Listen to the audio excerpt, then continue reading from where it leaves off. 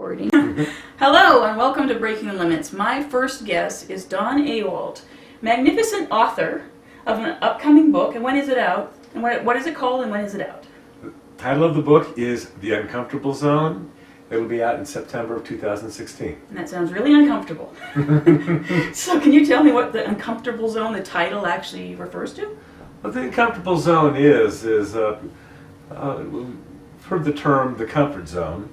Comfort zone is a place where everything seems perfectly fine and satisfactory, and there's a point where things just don't seem as satisfactory anymore, where we think that, hey, it could be better. Mm-hmm. And then at that point where we say, hey, things could be better, well, we need to make some changes. And as we step into making those changes, that's where we step into this uncomfortable zone.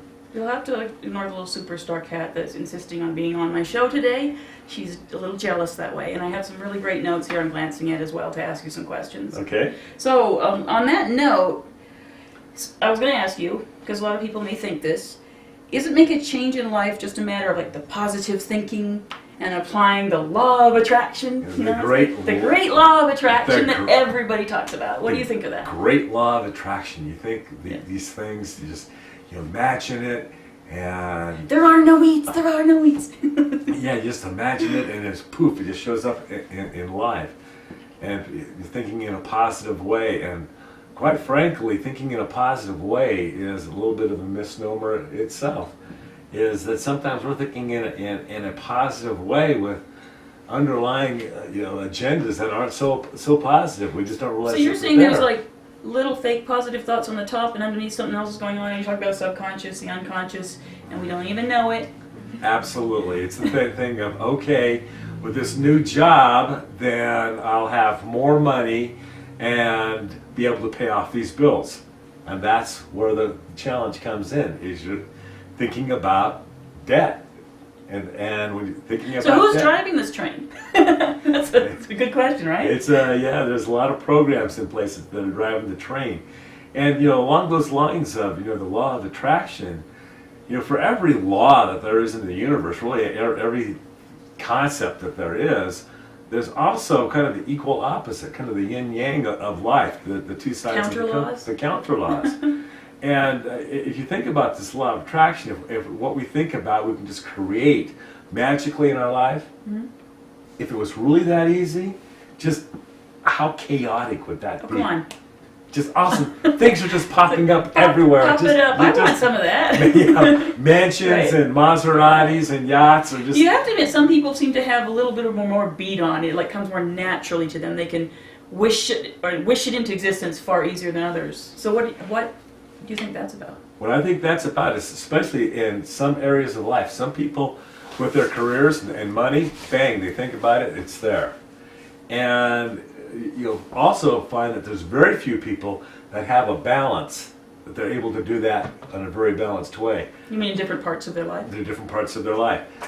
There's those that certainly can just pop money into their life at will. That'd be nice. Challenges with relationships, challenges with health. Other people who've just got perfectly good health and are struggling financially. I think we all have our strong points. We have to really work using our strong points to help ourselves in the areas where we do need to have other growth. Challenge, huh? Yeah, using it as an example.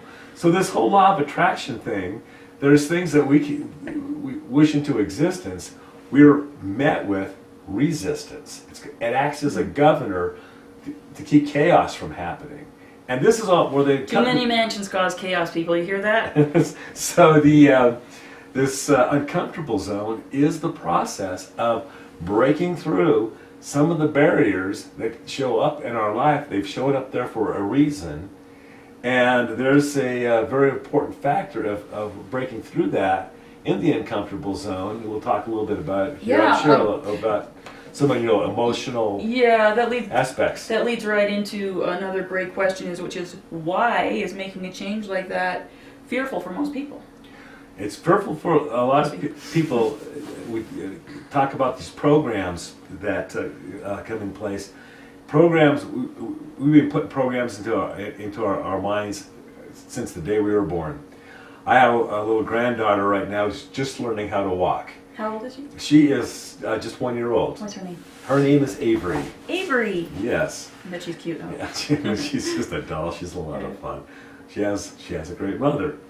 So and it just happens that mother's my daughter. So anyway, Isn't that awesome that way?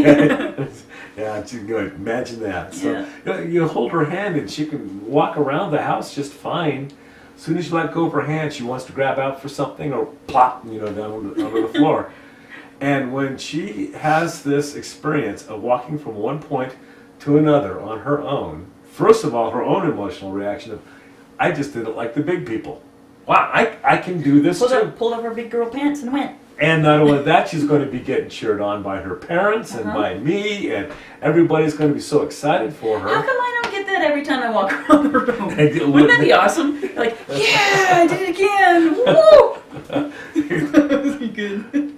That would be a fun way to spend a day, wouldn't it? It would. So anyway, I just fed myself. Yay! Make you a little bit happier though, enjoying those little things in life I that way. tied my own shoes. I'm sure there's people who have had some neurological challenges that would find a lot of. They're probably happier than us. Yes.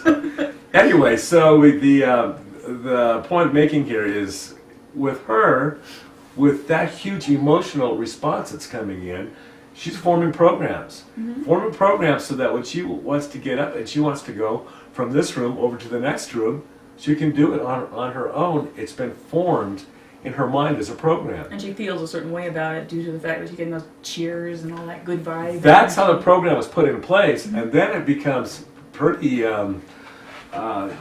pretty same old when she gets used to doing it over and over again. Another point to make is later on in life, if somebody starts telling her that she's stupid, she won't amount to anything, she's got an ugly smile, she's fat, whatever it may be, and other kids are taunting her or whatever, she's getting an emotional response to that as well. The mind doesn't discern what type of emotion it is. All it knows is this is an emotion, it's important, and it starts forming a program. And this program being put into place, the mind doesn't know whether it's a program that will serve us or hinder us. I'm guessing you must think that the emotion is what is guiding it to say it serves us. Otherwise, it wouldn't save it, right? It's like It's coming into place and saying it's important. This is important. This was emotionally important. It needs to do that so that when it sees fire, something that's close to fire, touches it, it's hot. Ouch! It burned. So it does not have any survival right there. It doesn't have any way to really discern what is a positive emotion that's going to be serving us, what's an emotion that is going to be protecting us in survival mode, or putting in some programming into place, beliefs about ourselves that really aren't true. So we take them to be true just because they're there. They're just there, and there. That at some point there was an emotional input that said, "This is important." Nailed it in there. Nailed it in there. Okay. Well, on that note, there's a really good question here. It's like these programs that you're talking about. Well, I'm a geek. I'm in high tech, so this kind of fits along the lines. Are they just like computer programs, and you can just recode them, or how do you think that works? Well, they are like computer programs, and the answer to recoding them is yes and no. Yes and no? Yeah, that's the answer that most people just don't want to hear. Nobody likes yes and no. It's one or the other. It's one or the other. It's going to be black and white. Chocolate or vanilla. The programs will always be there. They will always be there. We as humans, that separates us from the animal kingdom, we have the power of choice, free will. And we can choose to respond a different way. You know, when somebody pisses you off, it doesn't really feel like you have choice sometimes. It's like, damn! That's So what is that about? That's the computer program. You type something Yep. into the keyboard, that's the input. The computer says, oh, here's the input, this is how I'm going to process it, and here's the result. That's our program. That's what's operating. That's how we operate throughout the day, is on these programs. And it's when we start seeing that these programs are not serving us any longer, we have the choice to respond in a different manner. Somebody cuts us off on the roads. Oh, that's a jerk! Why do they do that? Road rage. Right, it's like, you think they own the road, as opposed to, oh my gosh, that was not safe. I wonder if they're okay. Do they have an emergency that they're having to deal with? Whatever, I'm just going to get myself away from this person. They're driving in an unsafe manner. Pass no judgment on this person. Well, I'm not going to be judgmental on this person. Passing judgment is what they did was unsafe, and really they should not have done it. They're doing it for some reason. That reason might be that they have an emergency. Maybe they're a jerk. Who knows? It doesn't matter. I'm not going to Could have... be a jerk with an emergency. You Could never be a know, jerk with right? an emergency. I'm just not going to have an emotional reaction to it. This is not going to ruin my day. This is a beautiful day, and I'm looking around. That's one person. There's hundreds of other cars that are driving in a sensible way. I'm going to... So that's your point of choice. That's your moment That's of your choice. point. That's your moment of choice. So, which leads into the next good question, which is, are we destined to live with these programs that are literally like hardwired into our brain, so we're stuck? You say they're there forever, so oh no, what do? You get this bad program that was just in there, but somehow you don't even remember how it got there. What do you do about it? Well, you said hardwired. Hardwired, yeah. They are hardwired. There's a physical substance that we have in our bodies that we produce. It's called myelin. And We're talking science here. Then. we're talking science. This is it. This is definitely in our brain and definitely in our, in our nervous system, that actually forms a shield around our nerve transmissions. So here's the input, here's the reaction, here's my output. And when there's an emotional involvement with it, like my granddaughter and being excited about walking, or later in life when we get some programs put in place of I'm not good enough, I'll never make this kind of money, I'll always be destined to this life, whatever, then that emotional response moves this myelin, which is kind of a fatty substance, moves it around these You can nerves. see this stuff under a microscope? You can see it under a microscope. You can actually see it under a microscope. It forms what's called a myelin sheath that protects this nerve transmission and actually accelerates So it. it's like rubber around a wire or something like And it's that. just like the insulation around a wire to protect that wire. Now, we say, I don't want this driver who just cut me off to ruin my day. So I want to react a different way. You don't want that road rage piling up? I don't want the road rage piling up. I want to respond in a different manner. And the first time it happens, that jerk! Wait a minute. Reminded myself, I'm going to think about this in a different way. And with repetitive, practice, we start saying, okay, I'm going to form this new transmission. What would the new one look like? And the new one would, let's say the first one is going this direction. Well, we're going to go this direction. Well, this direction, what happens is, I'm going to think about this a different way. Still, they're a jerk, Still mad. I'm still mad. That didn't work. It didn't work. It didn't work. And with continued practice and an emotional involvement with it, saying, this is important to me. This is ruining my day. I'll walk into work just totally irate, and that's how I'm going to show up for the day. Or I'm on my way home, and I'm going to show up to my family irate over a total stranger who did something random and not paying attention to all the other drivers who were driving in a Maybe one of them did sensible something way. great. or else missing a beautiful sunrise Yeah. or a beautiful sunset, or just whatever, just the beauty of the day, just missing that. But the repetitive practice of saying, I'm going to respond in a different way, and having an emotional reason why you want to do it. The So mind you goes, need a strong driver. It's not just an intellectual exercise. it's a strong driver, a good, strong, emotional driver that tells the brain, oh, this is important. And what I need to do is I need to build a myelin sheath over here. And How come we don't get this manual when we're born? Here, kid, here you go. Build that myelin sheath the right way. What's that about? well, it's, I think that we get the information a lot through life.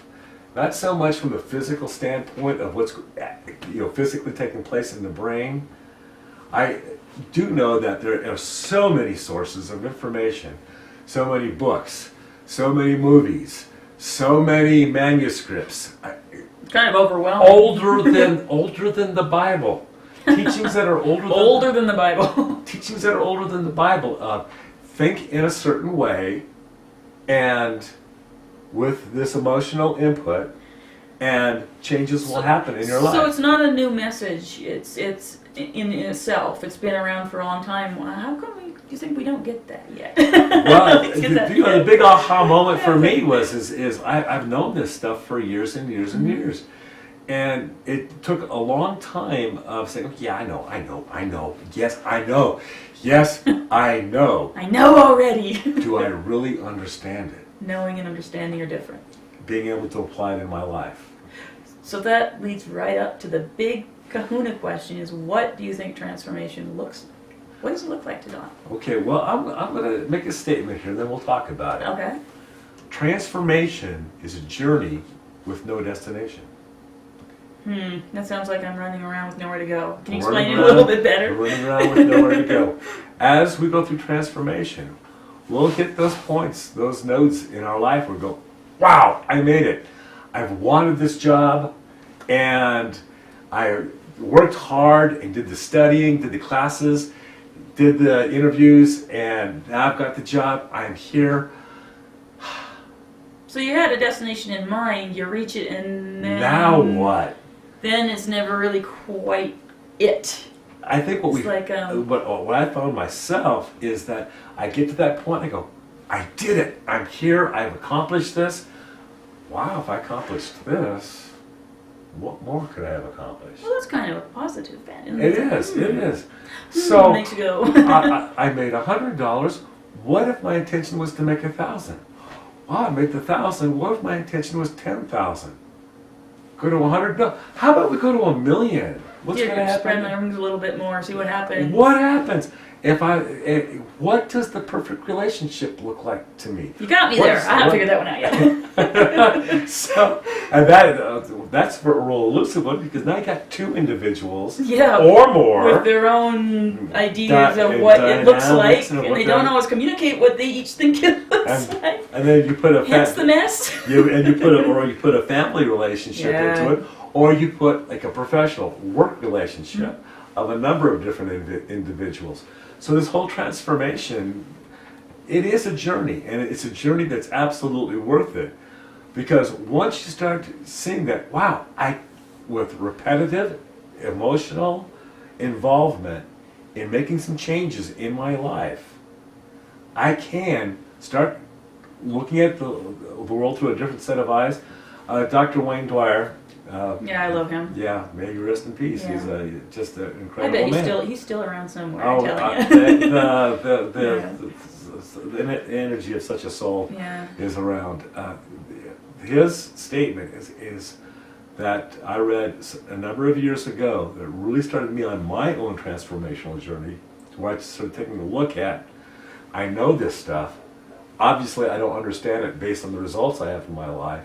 And it was a statement that he had was, change the way you look at things, and the things you look at change. Oh, that's a good one. That's a really good one. Let me ask you this then. The uncomfortable zone.